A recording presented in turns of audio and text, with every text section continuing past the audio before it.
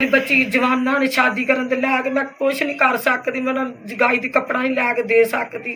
ਮੈਂ ਬੜੀ ਗੁਰਬਤ ਦੀ ਪਰੇਸ਼ਾਨ ਜ਼ਿੰਦਗੀ ਹਾਂ। ਗੁਜ਼ਾਰ ਰਹੇ ਹੋ ਤੁਸੀਂ। ਕਦੀ ਦਿਲ ਕਰਦਾ ਰੋਜ਼ਿਆਂ ਵਿੱਚ ਮਿਰਚ ਨਾਲ ਵੀ ਮੈਂ ਰੋਟੀ ਖਾ ਕੇ ਤੇ ਰੋਜ਼ਾ ਖੋਲਿਆ ਵਾ, ਰੱਖਿਆ ਵਾਗਾ। ਹੌਸਲਾ ਹੋਇਆ ਤੁਹਾਡੇ ਨਾਲ। ਮੇਰੀਆਂ ਨਵਾਜ਼ ਤੱਕ ਮੇਰੀ ਗੱਲ ਪਹੁੰਚਾ ਦੇ। ਮੇਰੇ ਬੱਚਿਆਂ ਦਾ ਹੱਕ ਮੈਨੂੰ ਚਾਹੀਦਾ, ਮੇਰੀਆਂ ਬੱਚੀਆਂ ਨੇ, ਮੇਰੇ ਬੱਚੇ ਨੇ, ਮੈਨੂੰ ਹੱਕ ਚਾਹੀਦਾ ਹੈਗਾ ਤੇ ਮੈਂ ਹੱਕ ਲੈਣਾ ਚਾਹੁੰਦੀ ਹਾਂ। ਮੇਰੇ ਦੇਰਾਂ ਜੇਠਾਂ ਨੇ ਮੈਨੂੰ ਬੜਾ ਤੰਗ ਕੀਤਾ ਹੈਗਾ। ਕਿੰਨੀ ਦੇਰ ਹੋ ਗਈ ਇਸ ਗੱਲ ਨੂੰ? ਸਾਲ ਹੋ ਗਿਆ ਇਸ ਗੱਲ ਨੂੰ। ਬੱਚਿਆਂ ਨੂੰ ਕਦੀ ਕਵਾਇਆ ਬੁਲਾਇਆ ਨਾ, ਕਦੀ ਮੈਨੂੰ ਭੰਡਦੇ ਨੇਗੇ, ਇਹ ਚੰਗੀ ਨਹੀਂ, ਇਹ ਗੰਦੀ ਆ, ਇੰਝ ਆ, ਜੇ ਆ, ਮੈਨੂੰ ਬਕਵਾਸ ਕਰਦੇ ਨੇ ਵੱਧ ਕੇ, ਕਦੀ ਕਿਤੇ ਕਦੀ ਕਿਤੇ। ਤੇ ਨਾ ਮੇਰੇ ਬੱਚਿਆਂ ਨੂੰ ਕਦੀ ਫੋਨ ਨਹੀਂ ਕੀਤਾ, ਮੇਰੇ ਬੱਚਿਆਂ ਨੂੰ ਨਾ ਕਮਾਉਂਦੇ ਨਾ ਬੁਲਾਉਂਦੇ ਨੇਗੇ। ਤੇ ਹੁਣ ਕੱਢਤਾ ਤੁਹਾਨੂੰ ਘਰੋਂ ਬਾਹਰ? ਸਾਨੂੰ ਕੱਢ ਦਿੱਤਾ ਘਰੋਂ ਬਾਹਰ, ਅਸੀਂ ਨਿਕਲ ਆਏ। ਸਾਨੂੰ ਮਾਰ ਕਟਾਈਆਂ ਕਰਦੇ ਸੀਗੇ ਤੇ ਗਾਲ ਮੰਦਾ ਮੇਰੇ ਬੱਚਿਆਂ ਨੂੰ ਵੀ, ਮੈਨੂੰ ਵੀ। ਤੇ ਅੱਗੇ ਇਹਨਾਂ ਦਾ ਬੁੱਝੀਂਦਾ ਸੀ। ਕਿੰਨੀ ਜਗ੍ਹਾ ਹੈਗੀ ਹੈ ਤੁਹਾਡੇ ਖਾਵਨ ਦੇ ਨਾਮ? 3 ਕਿੱਲੇ।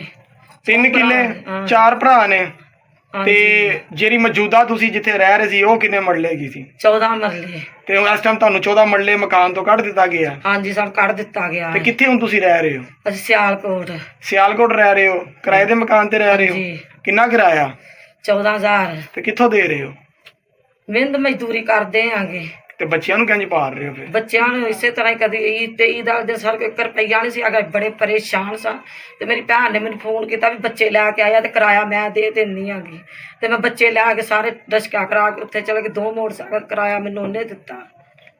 ਉਹ ਜਿਹੜੇ ਜਲਾਦ ਬਣ ਕੇ ਬੈਠੇ ਨੇ, ਜਿਹੜੇ ਜਿੰਨਾਤ ਬਣ ਕੇ ਬੈਠੇ ਨੇ, ਉਹ ਆਂਦੇ ਸਾਡੇ ਆਓ ਹੀ ਨਾ, ਉਹ ਆਂਦੇ ਖਬਰਦਾਰ ਪੈਸੇ, ਹਾਂ ਪੈਸੇ ਕਹਿੰਦੇ ਨੇ ਮਾਰੀ ਜਾਣ। ਹਾਂ ਆਂਦੇ ਹੋਰ 13 ਲੱਖ ਮੈਨੂੰ ਪਾ ਕੇ ਜਾਂਦੇ। ਹੋਰ ਕਾਹਦਾ 13 ਲੱਖ ਰੁਪਇਆ ਪਾਤਾ? 13 ਲੱਖ ਆਂਦੇ ਕਰਜ਼ਾ ਚੜਿਆ। ਅੱਲਾ ਜਾਣੇ, ਮੈਨੂੰ ਕੋਈ ਪਤਾ ਨਹੀਂ ਕਰਜ਼ਾ ਕਿੱਥੇ ਚੜਿਆ ਕਿੱਥੇ ਨਹੀਂ ਚੜਿਆ। ਮਰਨਾ ਭੁੱਲਿਆ।